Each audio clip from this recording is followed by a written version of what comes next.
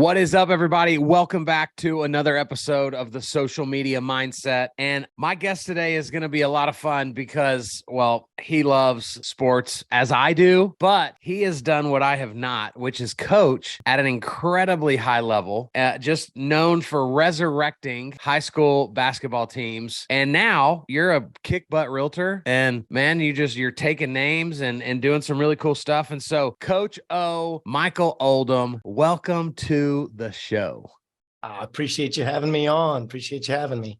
I'm excited to have you because I want to talk basketball and coaching, because you know that mindset plays such a massive role in everything that we do. And where I see it rear its ugly head the most is in all the insecurities it pulls out of people when we try to tell them to go do video, go do social media. And so I thought about spending the entire time on this episode like talking about John Wooden's triangle, bro. Well, I could most likely talk a long time on that pyramid, that's for sure. First, but before we get in, I want to make sure everybody knows. So give like a 60-second, give your introduction of yourself before we officially jump in. Well, my name is Michael Oldham. A lot of people know me as Coach O because I've spent about 25 years coaching high school basketball in Texas. Originally from Oklahoma, spent about half my life there, half my life here in Dallas. And, my last 3 years, I was able to lead McKinney North girls to the Texas State final. And prior to that,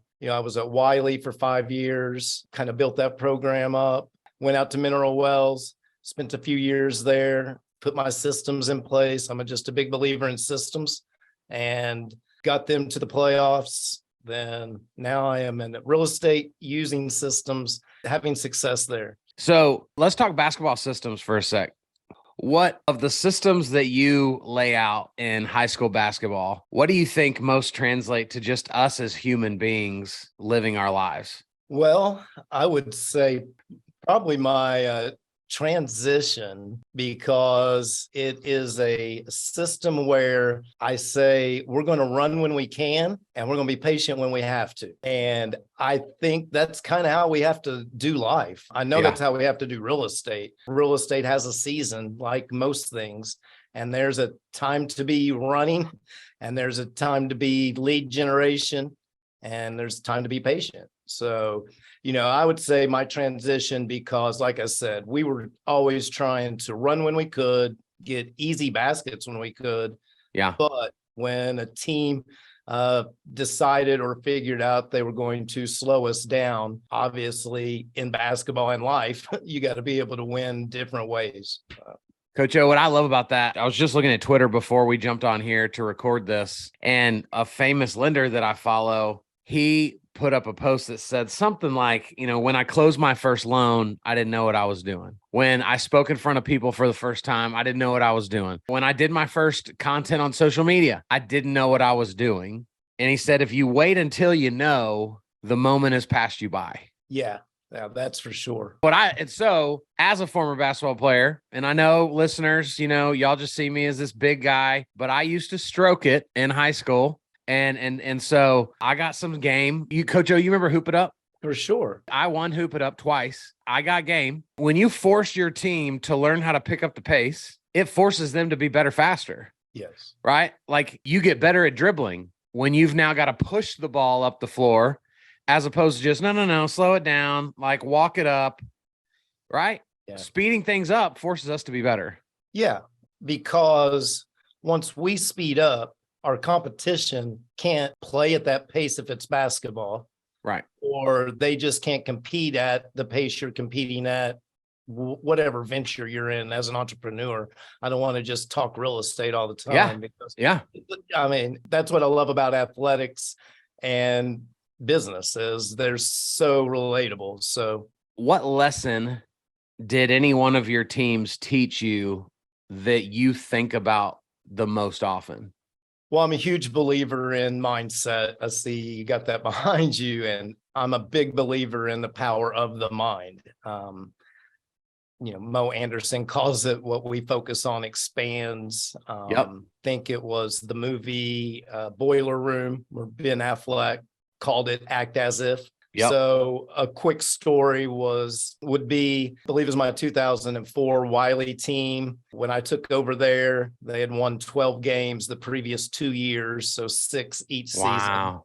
In our third year, we went 500. In the fourth year, that summer, I watched Boiler Room just by chance. It was on in the middle of a summer afternoon, and see this act as if part. And we won't go through all of that, but if you haven't seen the clip, it's Ben Affleck is speaking to a group of salesmen, and he's telling them to start acting as if, act as if you are the CEO, act as if you're driving that Ferrari outside. Yeah. And soon it will happen. So anyway, I go back first to school, paint act as if up above the locker room door. So every time the girls went out, act as if. Obviously couldn't show them the clip from the movie because there's some fresh language in there. Yes. But Yes, there is. I kind of explained the concept of acting as if, and it doesn't just mean wearing the clothes and carrying the right basketball. To be a district champion, if you're going to act like that, you have to come out every single morning and you have to practice like it. You have to walk out of this locker room every day out into these hallways, and you have to act like a champion. And if you'll just start acting like that, it will happen. So about 2 to 3 months into this, it's October. My birthday's in early October. After practice, the girls bring out this souvenir basketball case, the plastic case you put a souvenir basketball in, and it had a little bitty tiny little plastic basketball in it. And it had a Post-it note that said, act as if. And that day I knew good things were going to happen. Yeah. As far as, good things are relative. So a good thing for this program was making it to the playoffs after a long drought. Yeah. And we were 1 year longer than I wanted to be. So anyway, this team believed it. They worked at it. They acted as if. We weren't district champions, but we made the playoffs, beat a Frisco undefeated district champion team in the playoffs. And then from that point on, the next 2 years, I think we were 55-19, because once you get over that hump, then you just start seeing it. So, well, and for people listening, right, act as if is one way to look at it, right? That's why like people do vision boards and dream boards, right? It's the same premise of putting that ball case with the little tiny ball in there, as if we've already accomplished what we've set out to accomplish. I've got a vision board that sits like on my wall right over my left shoulder, so that throughout the day I remind myself of what am I fighting for, right? Because every day, a million different things and people want our attention. And so if we aren't crystal clear on what we're here to accomplish, you'll be real busy, right? And I've been a part of a lot of busy practices. I'm sweating at the end. I'm ready to throw up. But if you look back on it, I don't know what we actually accomplished, other than we just ran in circles for a really long time. Exactly. So that intentionality, man, is huge. There has to be, as a coach, as a player, you have to be intentional. If I were to show you some of my practice plans, it'd probably be easy to see why my teams had some success. There's a lot of organization in it. There was a lot of thought went into, what drills were being done and why they were being done. And one of the things I really like to hear is sometimes when I'm hanging out with my assistant, he'll talk about, you remember how many times we took 2 dribbles and threw it over the top and scored a layup? And I'm like, yeah, coach. And he was like, we worked on that nearly every day in one form or fashion. It wasn't the same drill, but it's just for the proof that things you work on, you're going to get better at. And the difference in business and coaching is what you work on. What was it that season with Wiley where y'all made it to the playoffs, the undefeated team out of Frisco? On paper, they were supposed to probably beat you guys pretty handily. So what was the difference that night that allowed your girls to rise to the top? I'm a big believer in not playing your biggest game or being in your biggest moment at the biggest moment. I preach all the time, success never rests. That is basically be your best in every single moment, whether that's brushing your teeth in the morning or finishing up your routine before you go to bed. Be your best at it. It might just be your routine on Tuesday night that you're got to be your best at. The next morning, you might have to be your best in your health for some reason, God forbid. Yeah. So anyway, I won't say I learned this, actually the season that we did this in, I took it a little easy on my girls in the preseason, and we went into district 13-1, and we went 7-7 in district and had to win a play-in game in order to even make the playoffs. So my answer to your question is we had already played that playoff game against Frisco 3 nights or 3 games before that. We had been there. They hadn't. And so from that point on, I started scheduling the best teams I could schedule in the preseason. You know, in Mineral Wells, I think we ended the season maybe 15-17, but we made the playoffs. Yeah. You know, because we played the Fort Worth Dunbars, the Brocks, all the teams that are known around the state as great programs. So to answer that question, I guess would be, you know, don't let your biggest moment, don't let that be the first time you've been in it. Yeah. Try to be in that moment when it doesn't mean so much. Gosh, a lot of that, you know, comes from what's, you know, behind me here, this consistency. That's something else I preach is, you know, the day is going to come when winter will ask, what were you doing in the off season? And winter for basketball is the season. But if you fall ill with your health, that's winter. If your finances drop, that's winter. What were you doing during the good times to prepare yourself? So let's talk consistency, because video, which I love to talk about, has not come easy to you. You haven't enjoyed it. You know, hopefully you're enjoying it more a little bit now, but talk about, like, I want to hear you kind of tell the story first of like why, you know, you'd already been a successful realtor, right? It's not like you literally were like, holy crap, we can't pay our mortgage. I better start doing some videos, you know? So why in the first place did you even make a decision that video needed to become an important part of your strategy? There will be 2 things I would point to. First would be a class I attended shortly after COVID was over, back when we were getting back into real life meetings and things. It was John Israel was the speaker, and he talks about becoming irreplaceable.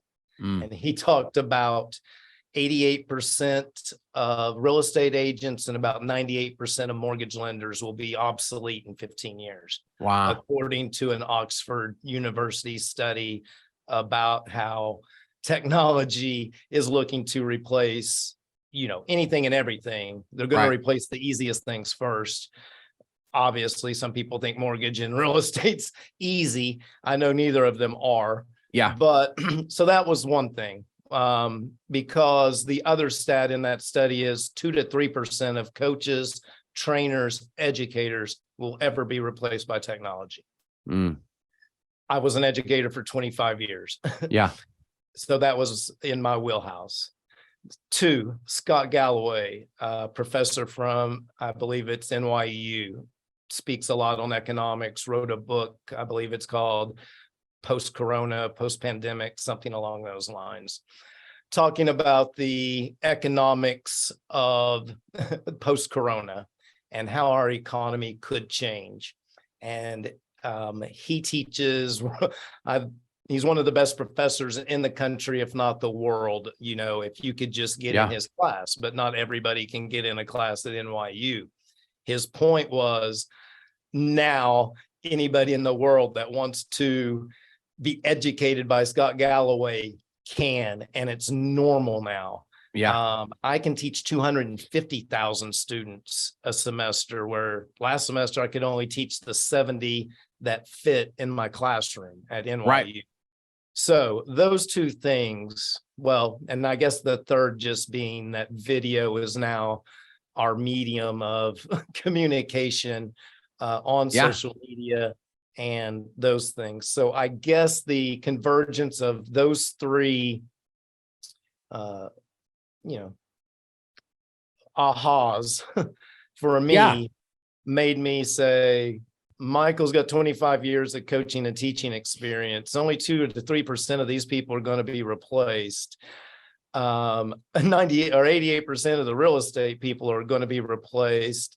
So I need to probably be starting to be that advisor to those real estate community.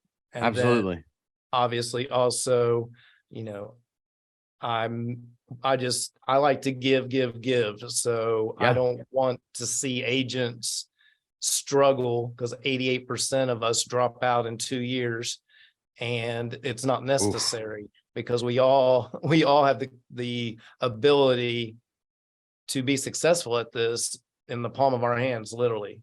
Well, and this is a great time to just break and tell people every Tuesday you committed to the entire year.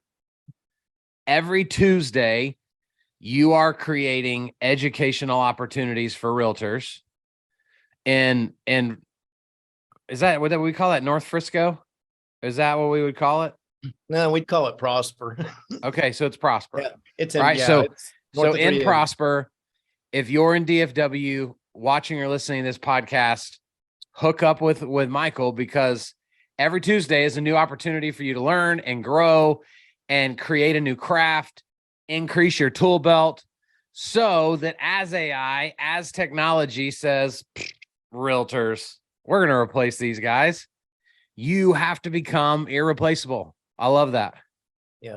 And so what time is that on Tuesdays? So our Tuesday Lunch and Learn is at the Caddo office, reimagined in Prosper, right off of Preston, from noon to 1.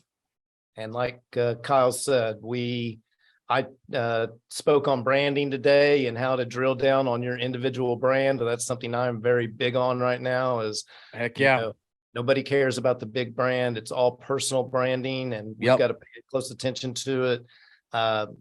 Next week, we've got an investment group speaking to us about how to tap into the investors, which are the people that are buying right now, when lots of other people aren't buying. Yep. So it's, that is an opportunity for agents to increase their volume this year when the normal buyer in your database is scared to buy. The people with money in your database are buying. Right.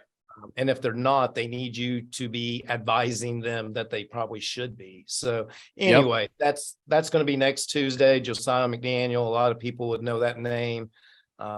Very well known in the North Texas area for, his well, dad. and actually, by the time this airs, that will have already happened. But it doesn't matter, because every Tuesday for the whole year, you guys will be there.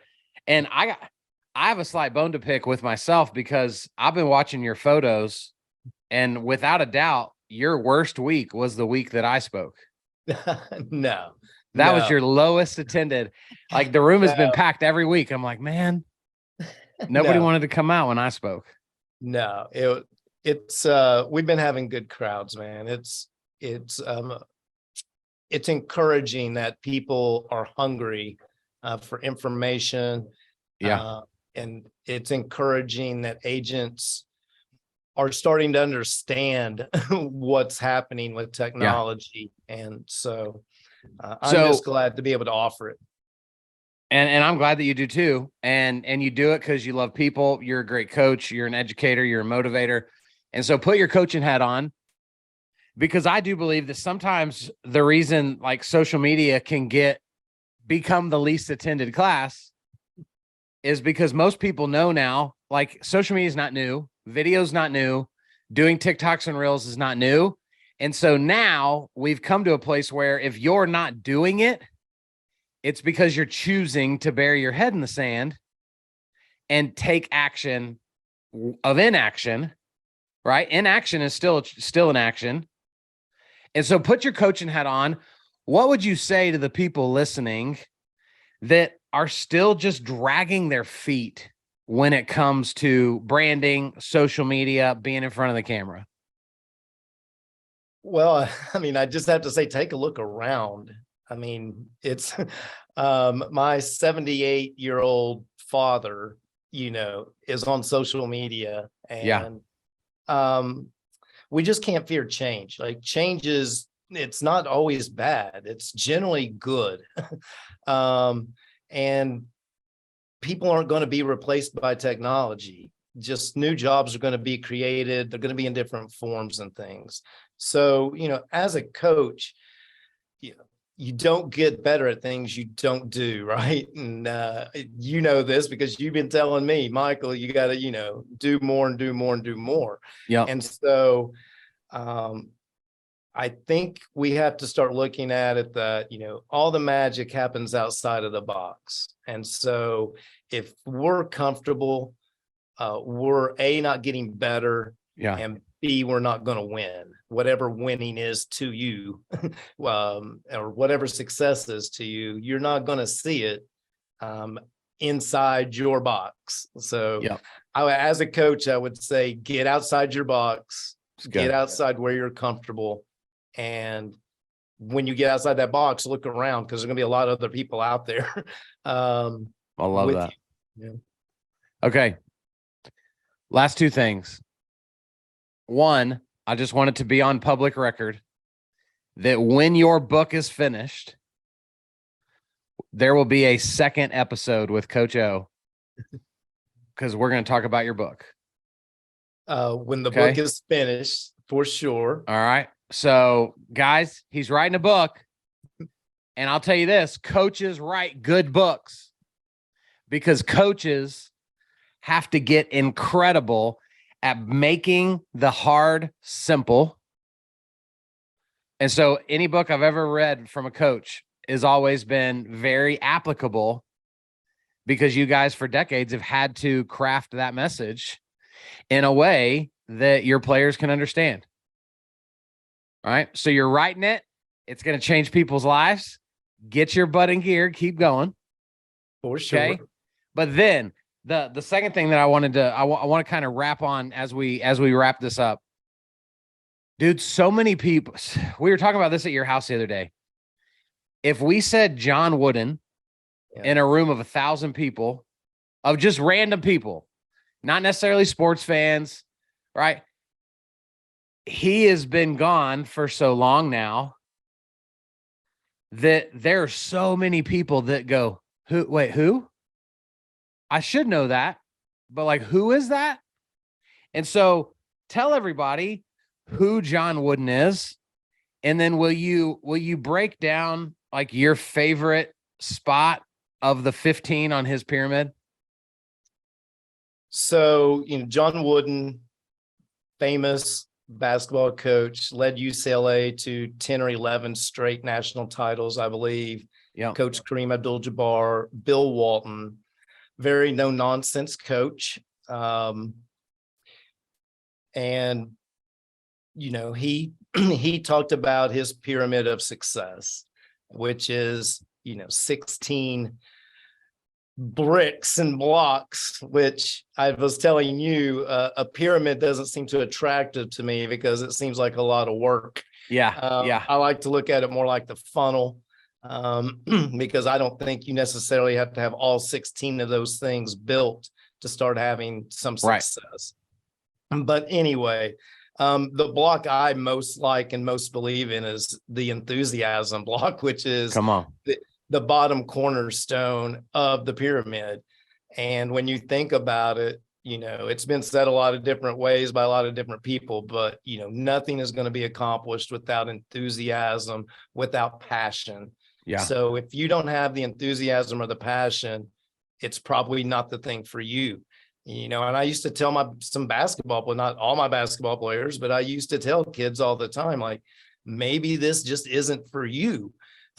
Maybe doing something else, you'll be more enthusiastic about it and you'll be better at it. Because I just don't see the enthusiasm out of you that I'm seeing out of the others, and sometimes I have to look at my own self sometimes and what I'm doing. And, do I have the enough enthusiasm to do this? Am I this passionate about it?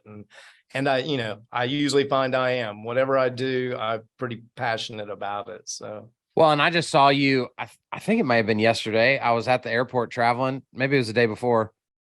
And you had done kind of a fun home tour type video, and you're making faces and just being full of energy. That's just attractive to people. Nobody asks a table of sulking people at a coffee shop, like, what are y'all doing over there? That looks so fun. Right. But when you got a group full of people laughing and having fun and all that, then, it's totally different. People are like, what are y'all laughing about? What are y'all doing over there? Right. Like they want to know what's going on because of the energy present. And so it's so powerful in what we're trying to do. Yeah. And, I think enthusiasm, like you said, is the greatest attractor. I'm not going to lie. I am an EXP agent, and I'm looking to build a team around the world of EXP agents. And I know I'm not going to do that without enthusiasm and without passion, because who wants to, I always, before the term influencer ever came out, I used to like to say I'm an influencer because I could I could influence kids to play basketball a way that, I can get kids to play basketball the way they did in the 80s and 90s. And it's, it's not always fun, but it's generally successful. Yeah. And I had to influence them to do that. Right. And now an influencer comes with some negative connotation, kind of. Yeah. So, Social media has very much perverted that word. So, I don't want to be a recruiter. I want to be an attractor. And so, you don't attract without enthusiasm. So good, man. So, Mike, how do people get a hold of you, connect with you, find out info on your Tuesday, workshops that you're doing, all that good stuff? Well, I'll have to send you some links most likely, but I'm on Instagram at Success Never Rests.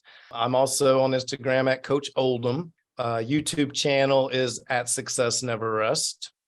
And you can just reach out to me at 214 Come on 616-7063. Woo! Come on. It's 2023 and we're giving out phone numbers on the podcast. Just shoot me out a text. I'll probably get back to you. So you send me any other links you want and we'll put them in the show notes for people. I will certainly do it.